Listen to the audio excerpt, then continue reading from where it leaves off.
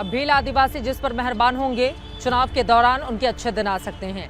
लेकिन गुजरात में ताजा चुनाव होने हैं, तो आपको बताते चले कुछ ऐसे कदम हैं सरकार के जिसको लेकर कई तरह के सवाल भी हैं। मेहसाणा और आणंद ये दो ऐसे जिले हैं जहां पर गैर मुस्लिम धर्म के लोगों को, जो शरणार्थी हैं, उनको नागरिकता देने का ऐलान सरकार की ओर से किया गया है। और मेहसाणा तो प्रधानमंत्री नरेंद्र मोदी का गृह जिला है। ऐसे में सवाल ये उठ रहे हैं कि क्या चुनावों के मद्देनजर सरकार की ओर से ये इतना बड़ा फैसला लिया गया है? इसके पीछे की क्या कहती है सियासत? हमारी ये अगली रिपोर्ट। मेहसाणा के हिंदू शरणार्थी परिवारों में खुशी की लहर है। ये वो परिवार हैं जो पाकिस्तान छोड़कर मेहसाणा के कुकस गांव में रह रहे हैं।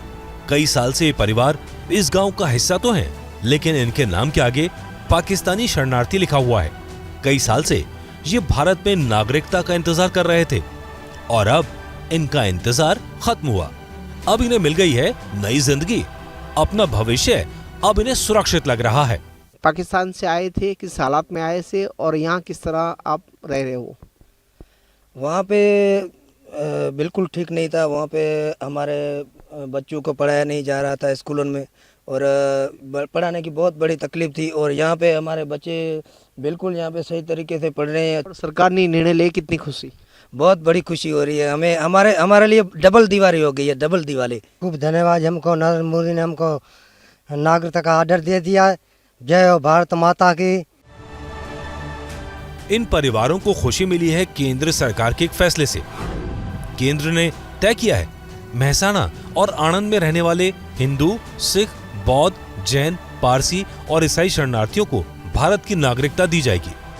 पाकिस्तान, बांग्लादेश और अफगानिस्तान से आने वाले शरणार्थियों को भारत की नागरिकता दी जाएगी।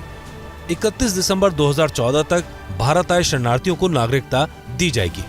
केंद्र सरकार ने मेहसाणा और आणंद के कलेक्टरों को इन शरणार्थियों को नागरिकता प्रमाण पत्र देने की इजाजत दी है। गृह मंत्री और गृह मंत्रालय सारी संवेदनाओं को ध्यान में रखकर संवैधानिक पद्धति के अनुकूल उसके भीतर उसके अंतर्गत कार्रवाई कर रहे हैं। और गृह मंत्री जी ने स्वयं, अमित शाह जी ने समय समय पर इस विषय को लेकर के स्पष्टता दी है, मीडिया के आगे भी और सदन में भी। सियासत में टाइमिंग की बहुत अहमियत होती है।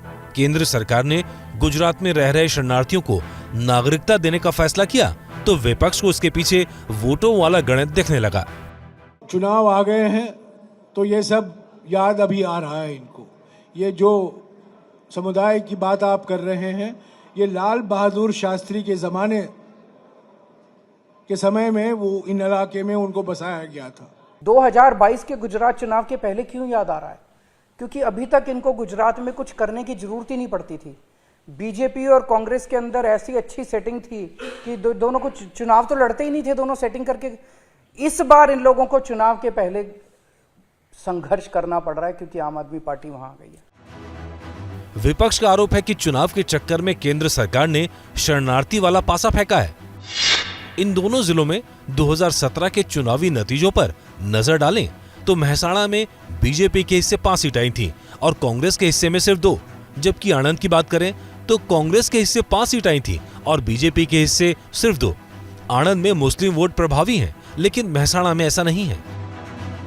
शरणार्थियों की संख्या भी इतनी नहीं है कि वो चुनावी समीकरण पर असर डाल सके, लेकिन चुनाव के ऐलान से पहले इस फैसले की टाइमिंग पर सवाल जरूर उठ रहे हैं।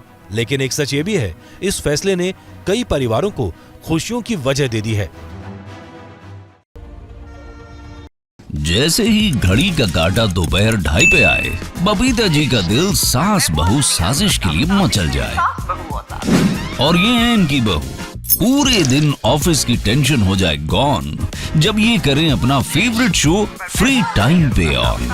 इनकी तरह आप भी देखें अपना फेवरेट शो अपने टाइम पर और डाउनलोड कीजिए एबीपी लाइव ऐप अपने स्मार्ट टीवी पर।